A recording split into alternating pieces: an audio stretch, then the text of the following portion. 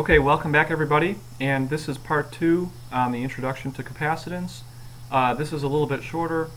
What we'll be talking about here is energy storage in capacitors. So when you separate charge in a capacitor, you're clearly storing energy because you're creating a potential difference between 2 points, and that involves the storage of potential energy. So is there a way to calculate the energy that's stored in a capacitor? And the answer is yes. It's pretty easy to do. You start off with the basic relationship between potential energy and electric potential. So U is equal to Q times V. And what we're going to do is we're going to write this in integral form so that potential energy is equal to the integral of V dQ. Okay.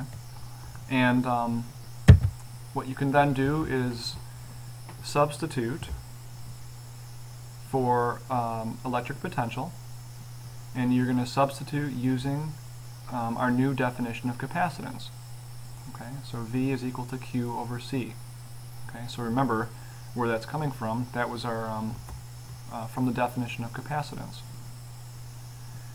So if you have that expression in the integral, 1 over C can be treated as a constant, and it comes out of the integral.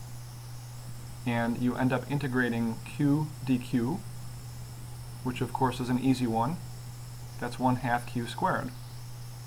So again, capacitance itself is a constant in the integral, and that can be factored out. And you're simply left with the task of integrating Q, which gives you this term in parentheses.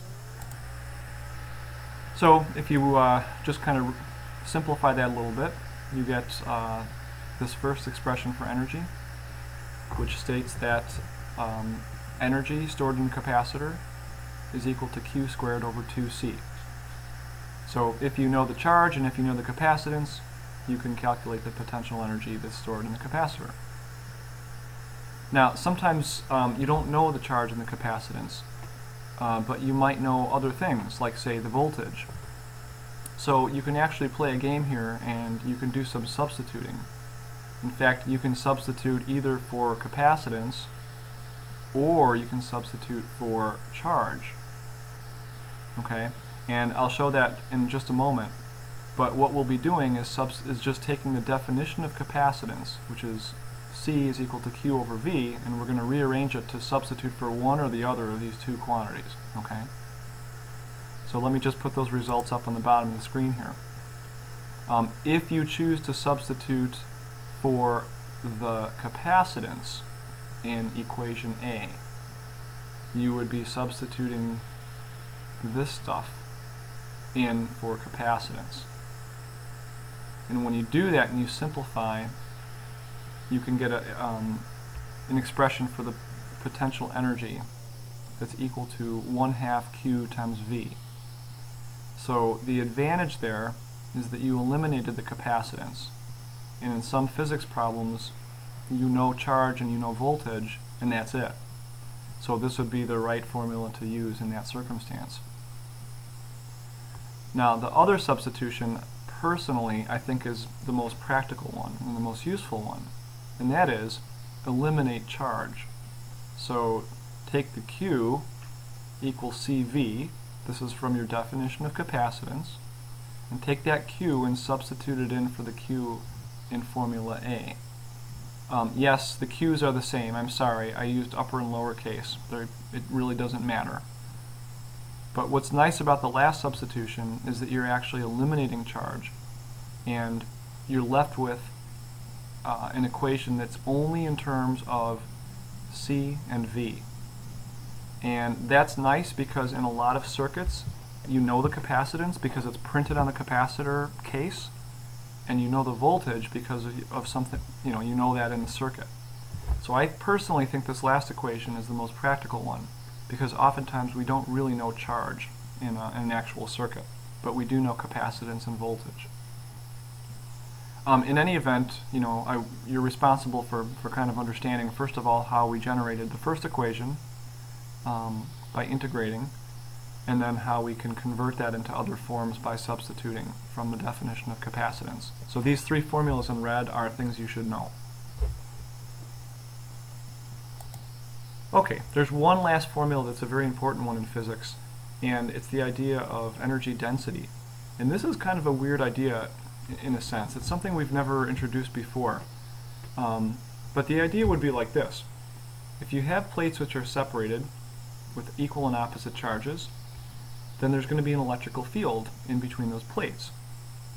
And we know that there is potential energy stored there because you've separated charges and pulled charges apart.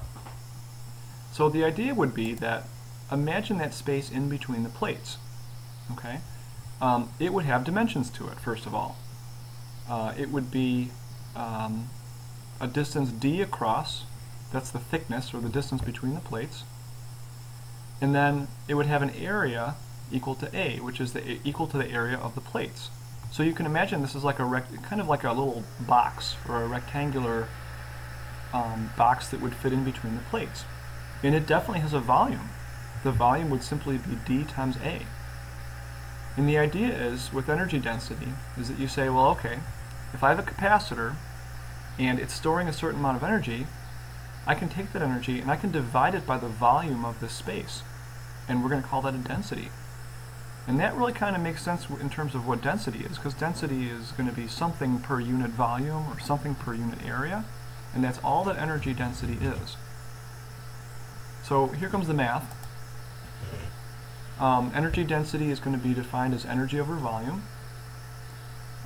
For energy, we're going to use the third formula that we derived for energy, so 1/2 CV squared. And for volume, we're going to simply use the volume of the box, which is area times separation distance. We do a couple substitutions here. For capacitance, we're going to actually substitute the formula that we derived for parallel plate capacitance.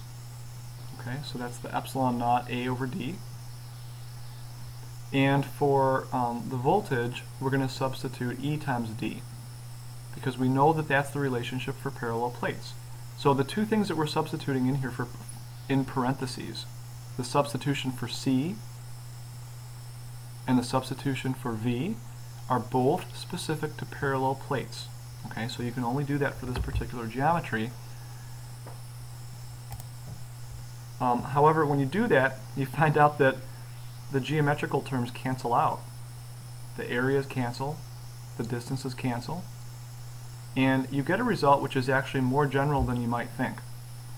And the energy density is actually given by 1/2 times the permittivity constant times the electric field squared. And the geometrical factors actually just kind of went away. So you can actually use this expression for energy density for any capacitor, and in fact you can use it for any electric field. And you can associate an energy density with an electric field, which is kind of a neat idea.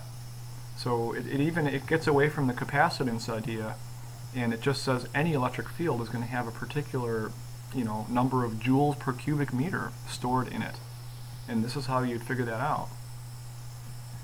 The symbol for the energy density is a weird one, and I probably didn't do a great job doing this in PowerPoint. It's a lowercase u, and it has a little kind of a funny tail on the end of it. So I kind of cobbled that one together with symbols from PowerPoint, but you can see a better job in your textbook or in some other or online.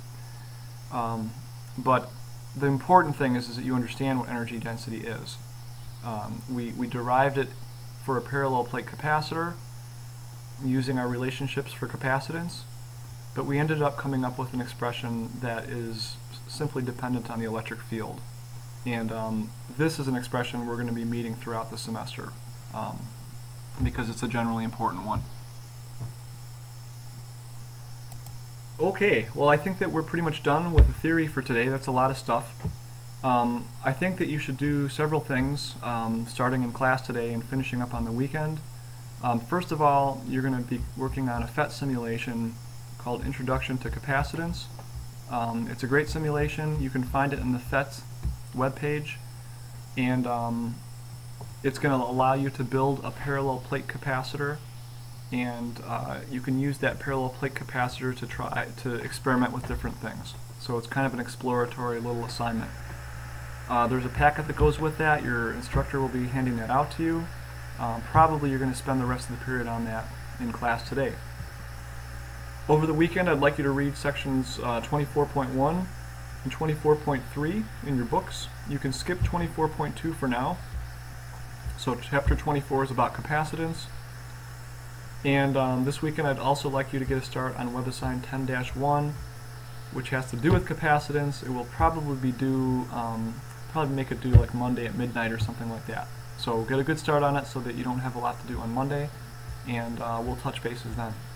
Okay, so have fun and keep learning physics. See you later.